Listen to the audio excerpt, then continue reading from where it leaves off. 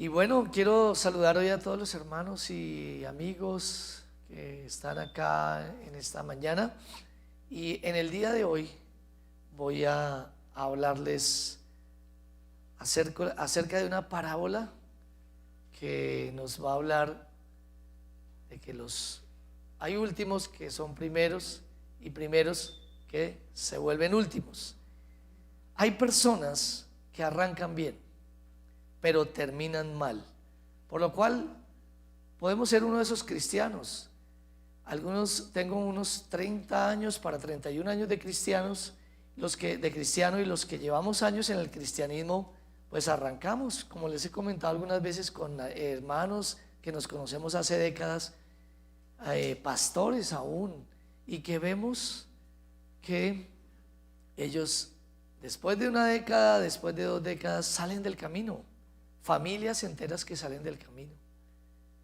Entonces el asunto no es cómo empezamos, ni lo estimulado que estemos nosotros hoy.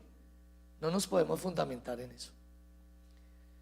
Tampoco cómo vamos, sino poder terminar bien. Terminar bien.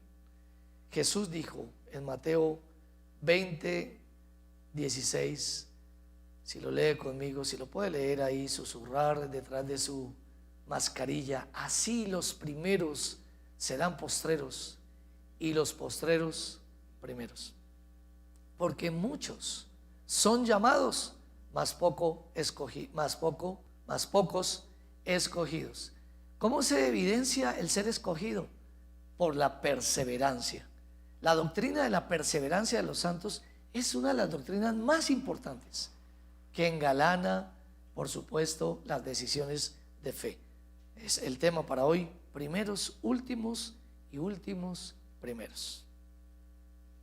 En Mateo capítulo 20, versículo 1 al 16, Jesús, por medio de esta parábola, que es la parábola de los obreros, anuncia lo que sucederá cuando el reino de Dios se manifieste en su fase final, en el día del juicio, y lo compara con lo que ocurrió en la ilustración de los obreros de la viña.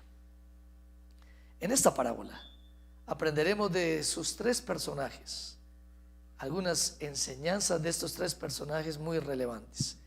Y empezaré con el primer personaje, el dueño. El dueño. El dueño. Mateo 20, versículo 1 dice así: porque el reino de los cielos es semejante a un hombre, padre de familia, que salió por la mañana a contratar obreros para su viña. El dueño tiene virtudes, y vamos a mirar las virtudes que tiene el dueño. Es responsable, es razonable y es rico. El reino de los cielos es semejante a un hombre, padre de familia, que salió por la mañana a contratar obreros para su viña. Miremos lo relacionado con la responsabilidad de él. El dueño, como les decía, nos lo describe como un padre de familia. Es diligente. Desde muy temprano en la mañana se levanta a trabajar. Es padre, cabeza de hogar. Pone la cara a sus compromisos. El texto nos habla de él y no nos habla de la madre. Y yo sé que hay mujeres que son cabeza de hogar y han tenido que llevar ese papel. Y bueno, Dios las ha usado también, pero es muy triste y es muy desafortunado. En estos días, ustedes saben que mi hija está hospitalizada. Todos estábamos afligidos. Y un día particular hubo como una tormenta espiritual fuerte donde nos fuimos afligidos sobremanera. Y en medio de esa aflicción, yo llegué a la casa, me encerré al cuarto, totalmente entristecido, afligido en todo momento. Mi familia quedó allá, mi esposa, mi hija, pero ¿cómo quedaron ellos allá? Quedaron arrinconados, quedaron en zozobra, quedaron como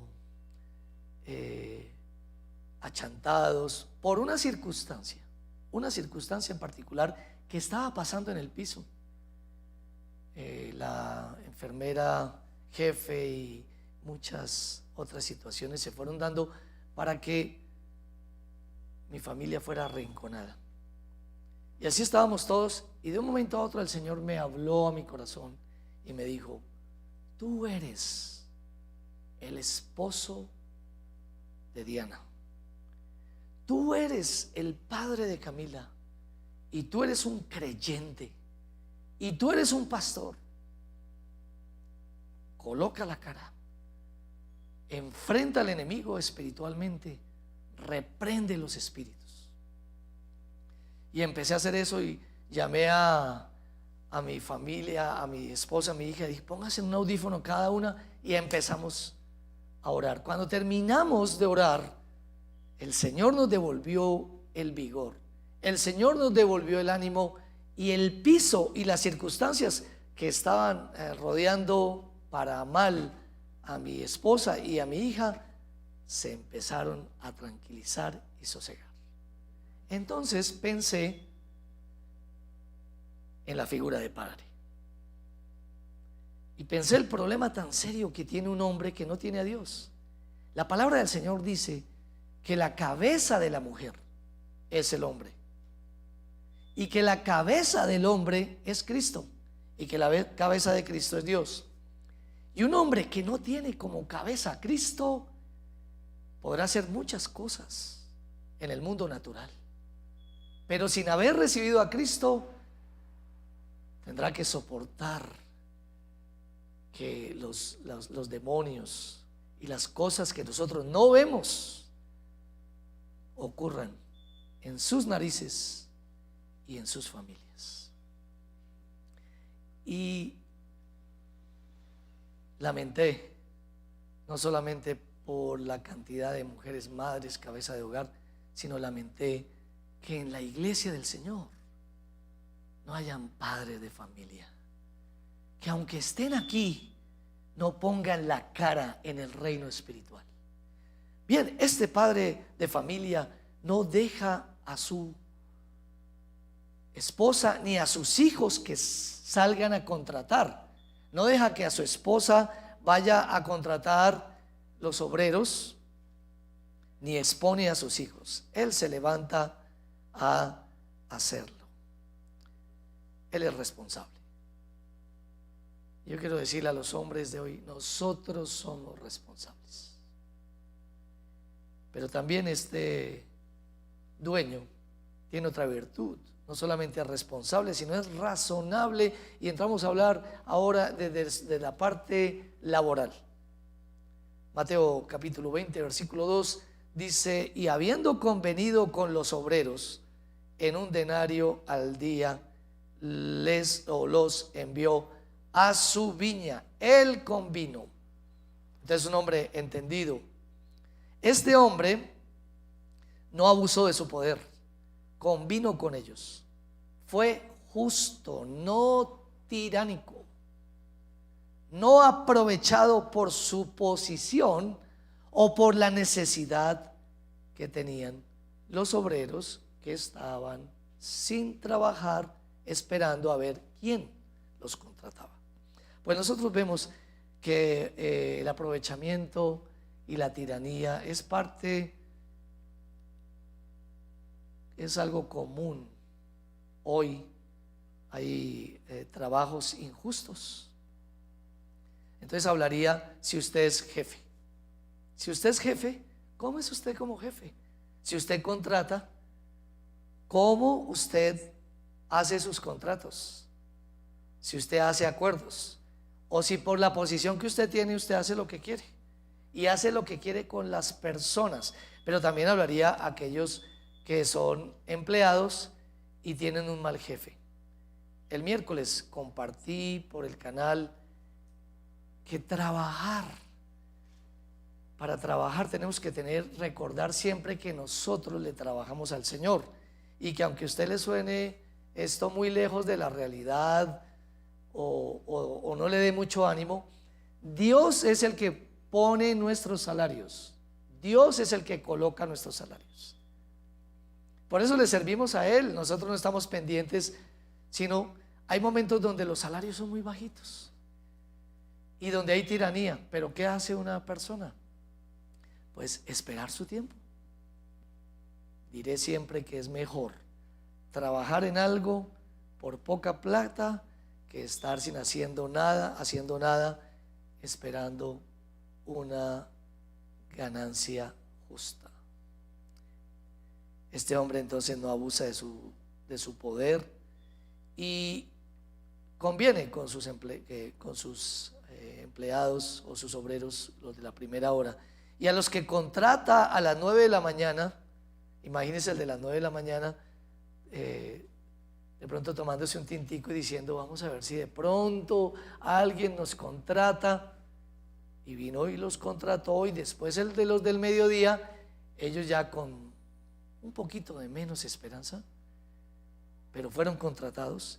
Y a los de las 3 de la tarde, y a los 3 les dice que les pagará lo que es justo. Mateo 23 al 7.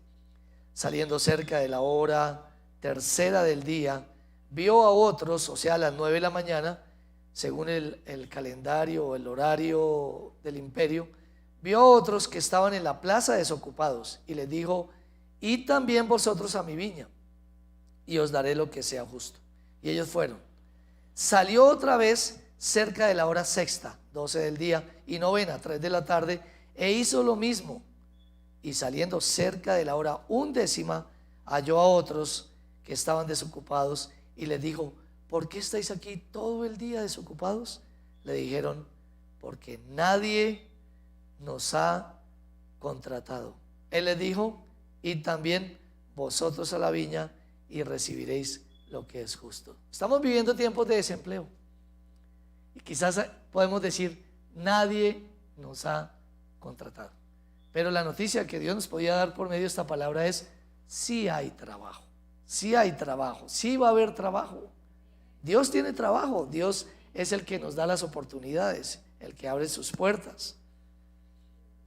Fue este hombre responsable, fue este hombre razonable y fue un hombre rico. ¿Por qué? Porque nos dice la historia que es un propietario que tiene una gran residencia más una excelente viña que por lo grande requiere la labor de muchas manos.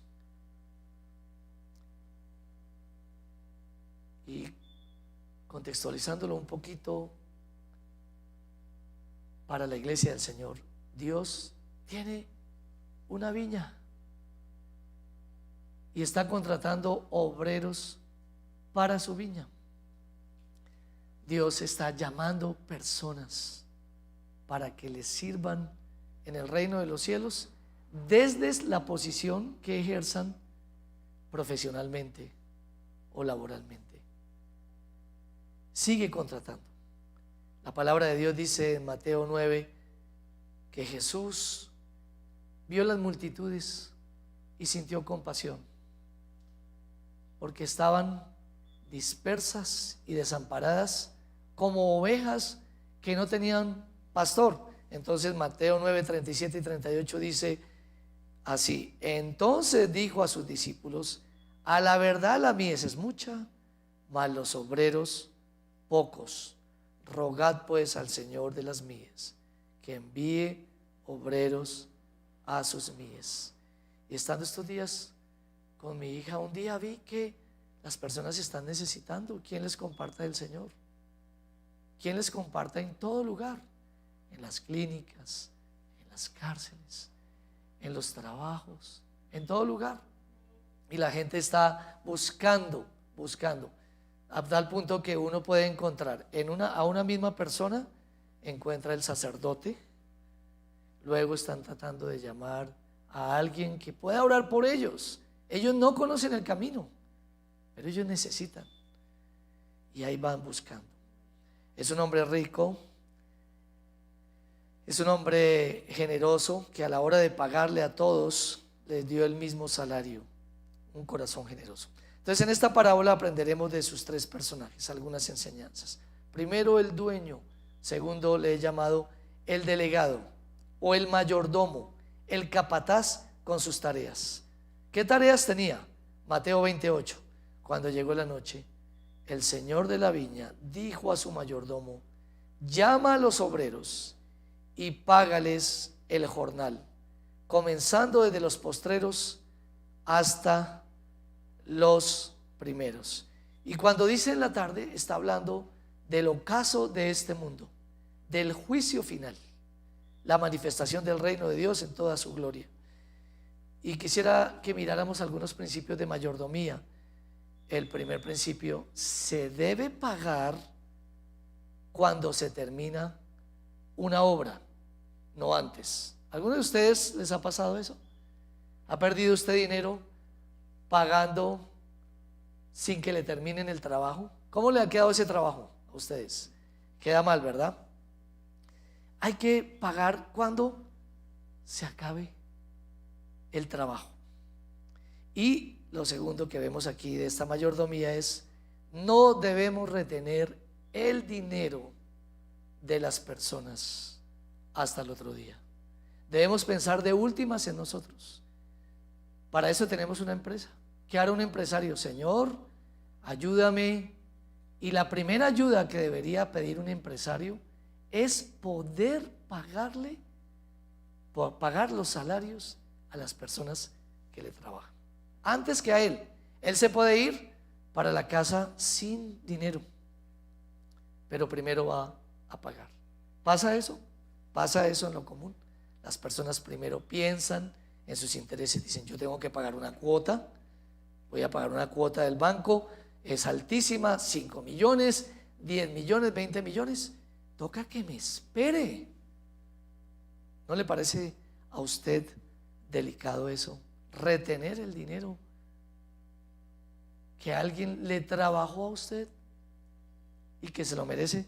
Deuteronomio 24:15 dice: en su día le darás su jornal y no se pondrá el sol sin dárselo, pues es pobre, por eso vino a buscar el trabajo. Y podemos pensar en alguien que de pronto nos haga los oficios de la casa, una vez cada 8 días, una vez cada 15 días, una vez cada mes. ¿Por qué la persona está haciendo ese tipo de trabajo? Porque lo necesita, porque ese recurso que recibe es el que va a repartir en sus hijos. Nosotros quizás podemos utilizar cualquier otro medio para comprar nuestro abastecimiento, pero ellos lo que tienen es solamente eso. Dice: pues es pobre y con él sustenta su vida, para que no clame contra ti a Jehová y sea en ti pecado. ¿Cómo claman las personas contra alguien que les retiene el dinero? Y si usted le debe a alguien hoy, y si usted le ha pagado injusto a alguien, esta palabra es para usted. ¿Cómo clama la gente? De 2 maneras. Una, puede decir: Señor, si es un buen creyente, mira, Señor, se arrodilla y dice: Señor, mira, este dinero me corresponde, me llegó la quincena, Señor, pero me ha demorado esta persona el pago, Señor. Oh, por favor, Señor, súpleme. Ese clamor de esa persona a Dios sube inmediatamente, es oído por Dios. Pero también puede clamar de otra manera, con tristeza, cuando llega y dice a sus hijos: tenemos que ir a fiar a la tienda porque el patrono no nos pagó. Dios es un clamor que la persona hace. Está haciendo un clamor, no a Dios, sino simplemente está expresando, pero Dios lo está oyendo. Dice: para que no clame contra ti a Jehová y sea en ti pecado. No puede ser, hermanos, que nosotros estemos bien y alguien se haya quedado sin su alimento, teniendo nosotros un vehículo, echándole gasolina al vehículo. No puede ser eso, hermanos, pero pasa. Al mismo tiempo, el mayordomo debería ser fiel y obediente en pagar según el orden y las reglas que le daba el dueño. Este delegado tenía que hacerlo así. El buen mayordomo no razona las órdenes, no las interpreta, simplemente las obedece. Aunque podría sonar un poco grotesco, pero puede suceder que alguien diga,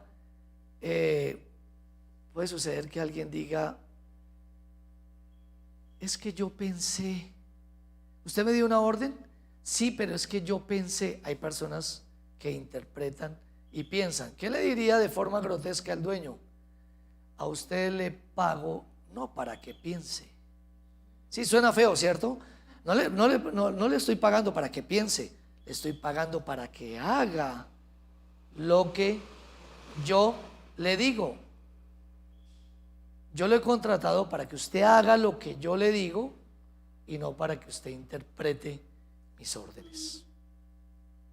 Y pensaba en la bendición de la mayordomía en José en la casa de Potifar, uno de los mayordomos por excelencia de la Biblia. Y dice que este mayordomo, por ser obediente en todo, ganó un lugar dentro del corazón de su jefe Potifar, de tal manera que la historia nos dice así en Génesis 39, 4 al 5. Así halló José gracia en sus ojos y le servía. Y él le hizo mayordomo de su casa y entregó en su poder todo lo que tenía.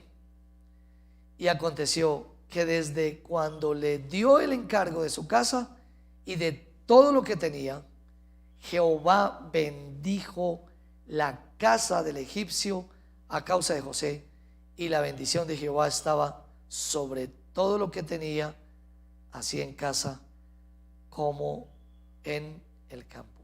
El cristiano, como mayordomo de alguien, o como mayordomo de Dios, pero pensemos como mayordomo de alguien, hace que el lugar donde esté sea bendito. El Señor dijo: bendito serás, te bendeciré y bendito serás. Donde vayas serás una bendición.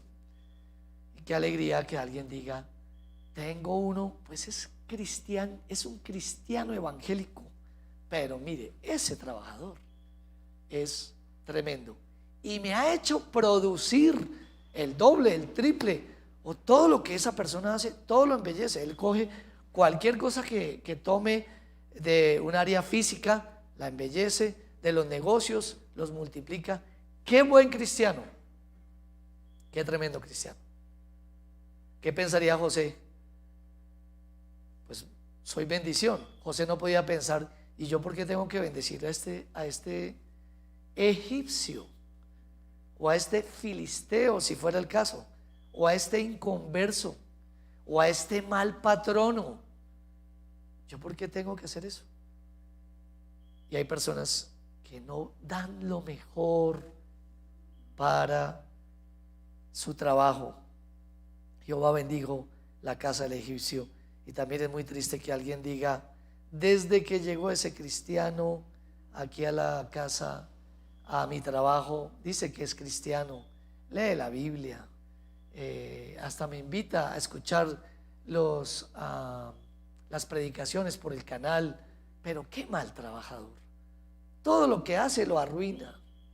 Cualquier cosa que coge no le sirve. Tiene mala actitud, es perezoso, etcétera, etcétera. Debemos ser mayordomos fieles de todo lo que Dios nos ha dicho por medio de su palabra. Debemos ser buenos mayordomos, buenos trabajadores en lo que nos manda, pero también debemos ser buenos mayordomos de Dios, del dueño. buenos mayordomos. Y al no hacerlo como cristianos, como siervos o como iglesia, sufriremos grandes disciplinas si no somos buenos mayordomos. Y nos podíamos preguntar, ¿qué tan buen mayordomo es usted con el Señor? En Lucas 12:47 dice, hablando de un mayordomo que no es obediente, dice: aquel siervo que, conociendo la voluntad de su Señor, no se preparó ni hizo conforme a su voluntad, recibirá muchos azotes. Y no es así. No hay cristianos con muchos azotes, porque el Padre al que ama azota. Ahí dice en la Biblia, ¿no? El Padre al Hijo que ama azota. ¿Se imagina si Dios, digamos, pongámoslo en este como panorama, si Dios estuviera hoy acá, ¿qué le pasaría con el bienestar familiar y con todos? ¿Qué le pasaría? Sería terrible, ¿verdad? Que el Padre al Hijo que ama azota, castiga, disciplina, como hoy se habla de no disciplinar a los hijos, de no darles con una varita en la cola y enseñarles desde pequeñito. Pues bueno, eso es lo que nos enseña a nosotros, y la sociedad es el fruto. La locura de esta juventud de hoy es el fruto de la ausencia de disciplinas y del exceso de diálogos y tratamientos psicológicos con los hijos. Ya lo sabemos. Ya sabemos que es así. ¿Qué nos garantiza que lo que yo digo es verdad? Por el fruto se conoce el árbol. Mire, respetábamos nosotros a nuestros padres anteriormente. ¿Respetan los hijos a sus padres? No los respetan. ¿Respetan a sus autoridades? No los respetan. Pero volviendo al punto, el Señor también a sus hijos cristianos los azota de diferente manera, pero les hace disciplinas. La palabra de Dios igualmente no es para que nosotros la razonemos, no es para que nosotros la interpretemos como mayordomos. ¿Sabía que hay gente que interpreta la escritura? Si usted le dijera en cualquier área de las personas, ¿por qué no haces lo que la palabra de Dios dice? ¿Por qué? Si la palabra de Dios dice esto y esto. Dice, es que yo creo y es que yo pienso. Ok. Eso es una cosa totalmente diferente. Nosotros somos mayordomos y no podemos disponer a nuestro antojo de lo que le pertenece al dueño. ¿Qué le pertenece al dueño? Nuestra vida, nuestro tiempo. Nuestro tiempo. Por eso la gente viene a una iglesia, porque la Biblia dice que esa es su voluntad. 6 días trabajarás y un día vendrás a la casa del Señor. En cada día tenemos que sacar tiempo para Él. Los talentos que se usan solamente para el progreso propio y no para la bendición del mundo, no para la bendición del cuerpo de Cristo. Y claro, por supuesto, también la disposición de nuestro dinero, en lo cual nosotros también concluimos e interpretamos, no obedecemos. El texto nos decía que conociendo la voluntad de su Señor, no se preparó ni hizo conforme a su voluntad. Perdone que insista tanto, conforme a su voluntad. ¿Usted es un mayordomo? No interprete. No interprete a su manera. Haga la palabra del Señor. La palabra de Dios es la que nos enseña. Y el último de los personajes, el primero personaje es el dueño de todo, que es responsable. Dios como dueño es responsable. Hoy nos ha dado la palabra de Dios, razonable, rico. Número 2, el delegado. Y número 3, aparecemos nosotros, los desocupados. Los desocupados. Y dentro de los desocupados, pues vamos a mirar la realidad de los desocupados y también el reclamo que algunos desocupados podemos llegarle a hacer a Dios. Entonces, la realidad de los desocupados, podemos estar ocupados en muchas cosas propias, pero no en la viña del Señor, ¿verdad? No tenemos como desocupados un propósito en nuestras vidas. No sabemos para dónde vamos. ¿Sabe usted para dónde va? ¿Sabe usted por qué vive? Puede ser que algunas personas simplemente se levanten y, como lo natural, al igual que sucede con el reino animal, el reino de los hombres y el reino animal, las personas comemos, dormimos, disfrutamos, procreamos, pero no sabemos para dónde vamos. Saber para dónde va uno es algo totalmente trascendental, que nos saca de la categoría de desocupados, de vacíos. Los primeros fueron los que convinieron en un denario, ¿verdad? Ese fue el contrato laboral que se hizo. Los segundos, los que habían perdido la esperanza de ser contratados a las 9, a las 12 y a las 3, y los últimos, los de las 5, y los que faltando solamente una hora para terminar su día fueron llamados, pero estaban desocupados. De forma simbólica para su vida y para mi vida, yo no sabía para dónde iba, no tenía propósito, no tenía destino.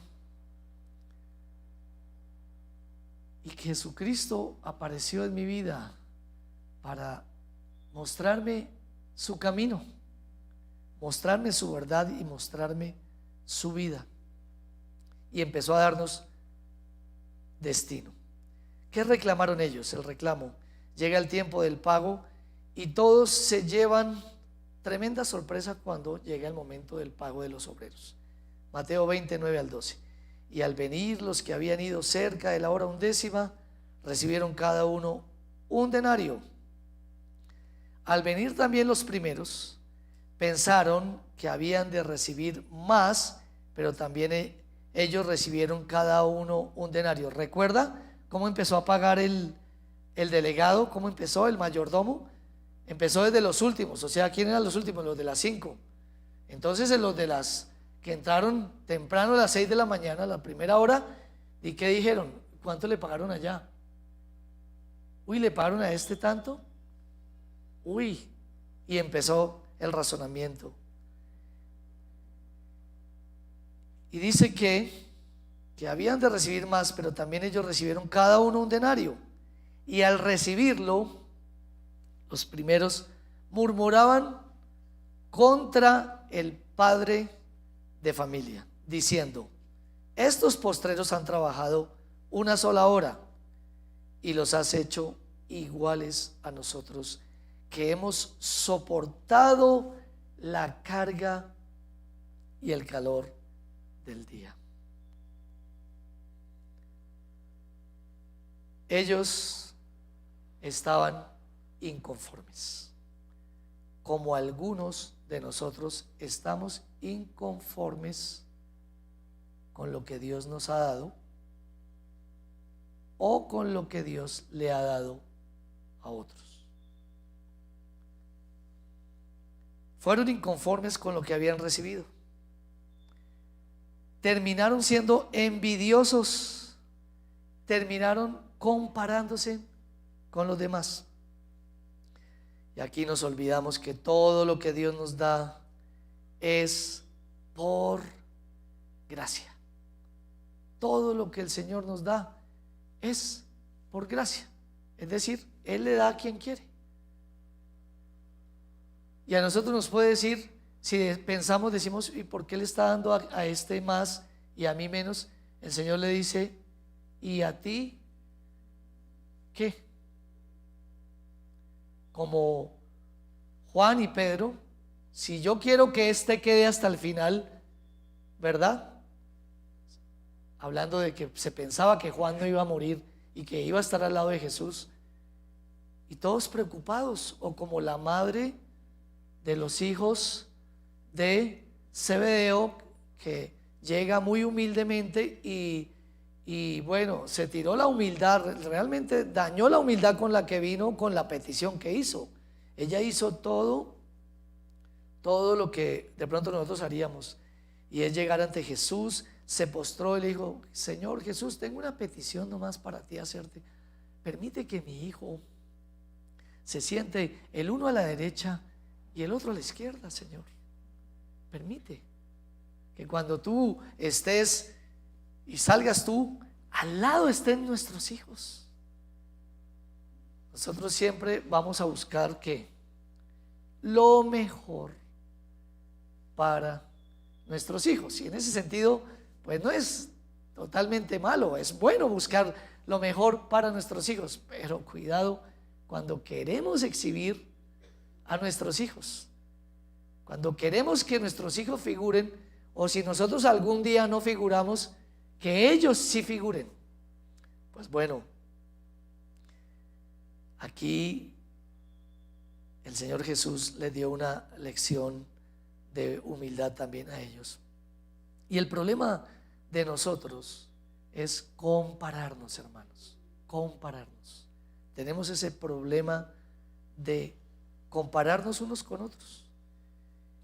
El Salmo 73 dice que el salmista dice: por poco mis pies resbalan al ver la prosperidad de los malos. ¿Cómo nosotros seguimos a Dios y a veces no nos va como queremos? ¿Y cómo los malos les va de bien? Eso es una de las cosas que nos pueden suceder. Y dentro del camino de Dios, igual, dentro del pueblo cristiano, uno puede decir: ¿cómo es posible que le vaya bien a una persona que no es fiel al Señor? ¿Verdad? ¿Cómo es que es posible que le vaya bien? Pues, ¿cuál es el problema?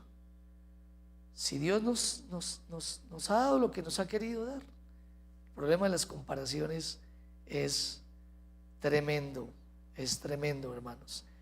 Entonces, el dueño, Mateo 20, 13 al 15 dice: él respondiendo dijo a uno de ellos: amigo, no te hago agravio. ¿No conveniste conmigo un denario? Toma lo que es tuyo y vete. Pero quiero dar a este postrero como a ti.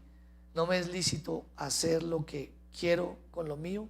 ¿O tienes tú envidia porque yo soy bueno? Hermanos, si Dios le quiere dar al impío, al pecador, que disfrutar de muchas cosas. Algunos dicen: ellos viajan, ellos hacen con creces. Pues está bien. Si Dios le quiere dar a un hermano que no es fiel, lo que quiera darle, que le dé. Siempre nuestros problemas vendrán por las comparaciones y por no estar contentos con lo que hemos recibido con Dios, lo que hemos recibido de Él, sus promesas, sus pruebas. En estos días que yo estoy pasando prueba, así como ustedes han pasado prueba, yo no soy el único que he pasado prueba. Aún ustedes me han querido animar diciendo: usted es un pastor y usted se ve como bueno, y además de verse bueno, usted le sirve a Dios. Entonces, por consecuencia, todo le va a salir bien. Pues, hermanos, solo hay uno bueno, es Dios. Es verdad, solo Dios es bueno.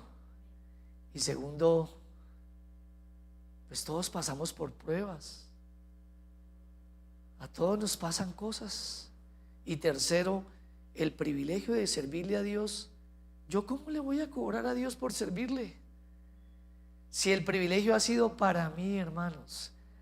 Dios me ha dado oficio, Dios me ha dado concentración, Dios me ha dado bendición en servirle. Él ya me ha dado mucho, estoy contento. Entonces, en cuanto a las pruebas también, y en cuanto a las promesas o cosas así. Y compartí esta mañana que la comparación es algo que debe salir de sus vidas. ¿Es fácil evitar las comparaciones o es difícil? Diga la verdad. ¿Es difícil o es fácil? Para algunos son casi que glorificados, que nada es difícil para ellos. Para mí es muy difícil las comparaciones. Yo no ando contento con lo que tengo. Tengo mi carro precioso de hace 23 años. Tiene 23 años y no tengo problema porque él me lleva a todo lado. Ahorita tuve que ir a la clínica, mientras volví tranquilo, todo muy bien. Solo es que el carro se parquee al lado de dos camionetones al lado.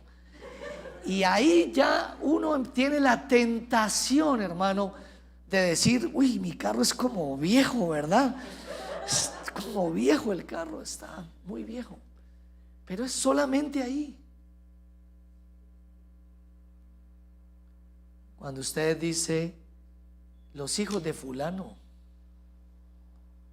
los hijos de sutano, la familia tal, ¿cómo a ellos sí les va bien? Ahí está el problema. Pero si nosotros inclinamos nuestro rostro delante de Dios y le damos gracias por lo que sí hemos recibido, no por lo que quisiera nuestra alma recibir, viviríamos llenos de Dios y contentos, diciendo como el salmista termina el Salmo 73 diciendo: ¿a quién tengo yo en los cielos sino a ti? Y en la tierra nada deseo más que a ti. Nada deseo más que a ti. Enseñanzas y resumen que nos deja esta parábola con sus tres personajes: el dueño, que es el padre de familia; el delegado, que es el mayordomo o capataz; y los desocupados, que estaban vacíos y sin propósitos, que podemos nosotros incluirnos dentro de ellos, por supuesto. ¿Qué lecciones finales tiene esta parábola? La primera de ellas, hablando del dueño: reconozcamos la soberanía de Dios. A uno dio 5 talentos, a otro dio 2 talentos, a otro dio 1 talento, pero a todos finalmente les dio. No anhele el hogar de otro, no anhele la bendición de otro, no anhele la herencia de otro. Esta iglesia no debe anhelar la herencia que le ha dado Dios a otras iglesias que han sido bendecidas. Tiene que concentrarse en lo que le ha sido dado.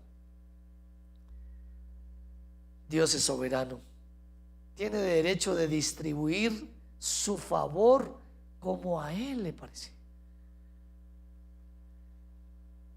En cuanto a los mayordomos, al delegado: obedezca a Dios en todo lo que Él le ha mandado por medio de la palabra, en cuanto a tiempo, talentos y dinero. Y en cuanto a los desocupados, que son las más aplicaciones que hay más: evite vivir por las obras de la ley. Estímulo, respuesta: ¿qué he hecho yo y qué merezco yo? Yo le digo y le recuerdo: ¿qué merecemos según la Biblia? La muerte. La muerte por nuestros pecados. ¿Qué merecemos? Hemos recibido a Jesucristo, hemos sido perdonados de nuestros pecados. Es grandioso, es suficiente. Podía llegar a ser suficiente.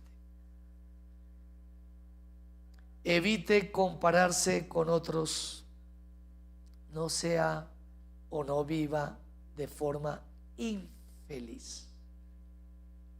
Las mujeres a veces se comparan y se miran: uy, esta compró estos zapatos, ¿dónde los compró? Inmediatamente ellas van a mirar dónde y a ver qué zapato mejor puede, con qué zapato mejor puede salir. No hablo de las hermanas de esta iglesia, porque aquí no hay ni una de ellas. Todas están en las demás iglesias, por eso no quiero comparar, o bueno, estoy comparando. La belleza, Vivimos compitiendo con nadie y vivimos compitiendo con el diablo. Pero no, con Dios no se compite, con Dios se recibe, con Dios se está agradecido, con Dios se enfrenta. Evite compararse con otros y por lo mismo no entre en el plano de la envidia. No se compare con otros. ¿Sabía que de alguna manera cuando uno es pastor joven, hablo de décadas atrás, uno quiere sobresalir y uno quiere tener una iglesia grande y uno quiere y Dios se encarga que nada de lo que uno quiera le resulte, porque las motivaciones son muy equivocadas. Venimos a cumplir un propósito de Dios y eso basta. No se compare a nadie. No diga soy fea, no diga soy pobre, no mire a otros, no mire a otros con ilusión diciendo ¿cuándo yo tendré? ¿Cuándo podré? No, hermanos, el infierno está más adelante. No viva ese tipo de infierno, hermanos. Viva agradecido. Deje que Dios. Finalmente entendí algo como un testimonio. Dije, ya sé. Yo completé 25 años de haber sido ungido como pastor en febrero 28. Y entendí algo. Y lo que entendí es que yo soy ese que ha sido llamado a la última hora. A la última hora. Porque me he demorado, hermanos, en madurar muchísimo. Pero igual Dios me ha dado lo que le ha dado a todos: vida eterna y un propósito para vivir, un propósito para existir. Así es que usted que está sentado ahí, olvídese, solo concéntrese en el Señor y usted dígale: Señor, ¿para qué me has llamado? ¿Para qué me has llamado? Dios cumplirá sus promesas. Esta parábola apuntó a la historia del joven rico y a también los discípulos que le dicen: todo esto lo he dejado y a nosotros ¿qué nos da? No le digamos más a Dios. Pedro le dijo: ¿y nosotros qué, Señor? Y algunos dirán: Señor, yo diezmo, Señor, yo ofrendo, Señor, yo voy a la iglesia, Señor, yo. Está viviendo por las obras de la ley. Ya no diga más eso. Pero sin embargo, quiero decirle que Jesús le contestó de forma acertada y hermosa a Pedro. En Mateo 19, 28 y 29 dice: y Jesús le dijo: de cierto os digo que en la regeneración, cuando el Hijo del Hombre se siente en el trono de su gloria, vosotros que me habéis seguido, también os sentaréis sobre 12 tronos para juzgar a las 12 tribus de Israel.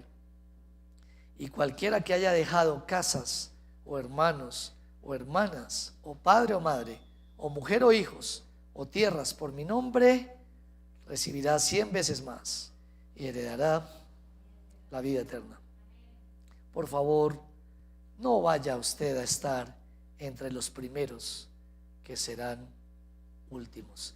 No deje que su fe se desanime porque usted cree que las promesas no se han cumplido para usted, o porque la prueba para usted, como consideramos nosotros como familia, que la prueba es demasiado grande y demasiado fuerte para nosotros, que de pronto no lo merecíamos o no lo debimos vivir. Estamos en el centro de la voluntad de Dios. Mateo 20:16 dice: así los primeros serán postreros y los postreros primeros, porque muchos son llamados, mas pocos escogidos. Recuerde, primeros últimos y últimos primeros. Oremos. Señor, gracias por el tiempo que hemos tenido frente a tu palabra en esta mañana. Tú dices que vas a dejar en los hermanos lo que tú quieres dejar también, no lo que yo pretenda dejar. Por eso quiero darte gracias. Y quiero, si alguno de ellos en esta mañana se siente infeliz, si alguno de ellos se siente maltratado por ti, Señor,